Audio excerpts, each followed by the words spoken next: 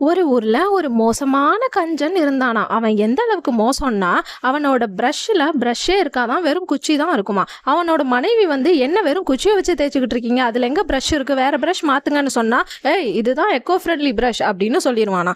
அதே மாதிரி கிழிஞ்ச ஒரு சட்டையை 10 தடவை ஒட்டு போட்டு போடுவானா. பார்க்குற எல்லாருமே இது சட்டையா இல்லை பேட்ச் ஒர்க் ப்ராஜெக்டான்னு கேட்குற அளவுக்கு வருவானா.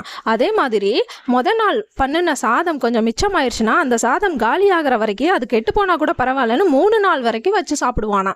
அது மட்டும் இல்லாமல் ராத்திரி ஆனால் மின் விளக்கை அணைச்சி வச்சுட்டு கேண்டில் பொருத்துவானா. எதுக்குன்னு கேட்டால் மின்சாரத்தை மிச்சப்படுத்துகிறேன் அப்படின்னு சொல்லுவானா. ஆனால் கேண்டிலையும் கொஞ்சம் நேரத்தில் ஆஃப் பண்ணிடுவானா. அது எதுக்குன்னு கேட்டால் கேண்டில் மிச்சப்படுத்துகிறேன் அப்படின்னு சொல்லுவானா. இந்த மாதிரி அவனோட கஞ்சத்தனத்துக்கு அளவே இல்லாமல் போய்கிட்டு இருந்ததான்.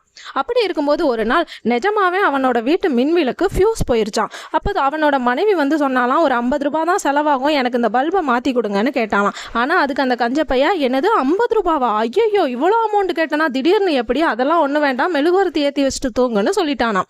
ஆனால் அன்னைக்கு ராத்திரி மெழுகுவர்த்தியா அமத்த மறந்து போய் அப்படியே தூங்கிட்டாங்களாம். இதில் என்ன ஆயிட்டுனா, அந்த மெழுகுவர்த்தியோட நெருப்பு அங்கே இருக்கிற ஜன்னல் திரைகளில் பட்டு வீடு முழுக்க பரவ ஆரம்பிச்சிருச்சான். அவனும் நிறைய உதவின்னு கத்தி பார்த்தானா. ஆனா யாருமே அவனுக்கு ஹெல்ப் பண்ண வரலையா. இதுல ஒரு கட்டத்துக்கு மேல வீடு மொத்தமும் தீக்கு இரையாகி நாசமாயிருச்சான். இப்ப காலையில அந்த இடிஞ்சு போன வீட்டுக்கு பக்கத்துல தலையில கை வச்சு உட்கார்ந்துகிட்டு இருந்தானா அந்த கஞ்சன். அப்பதான் அவனோட மனைவி வந்து சொன்னாலாம், ஒரு 50 ரூபாய் செலவு பண்றதுக்கு இவ்வளோ கஷ்டப்பட்டு இப்ப பல ஆயிரம் செலவு பண்ணி வீட்டை சீர் பண்ற நிலைமைக்கு வந்துருச்சு பாத்தீங்களா. சேமிப்பு நல்லதுதான், ஆனா அறிவோட செலவு செய்யறதும் அவசியம்தான்னு சொன்னாலாம். அப்பதான் அந்த மடையனுக்கு புரிஞ்சுச்சான், சரியான இடத்துல செலவு பண்றதுல ஒன்றும் தப்பு இல்லை அப்படின்னு. இந்த கதை மூலமா நாம தெரிஞ்சுக்கிற நெறி என்னன்னா, அதிகமான கஞ்சத்தனம் வாழ்க்கையை காப்பாற்றாது, சில நேரம் பெரிய இழப்பை தான் தரும்.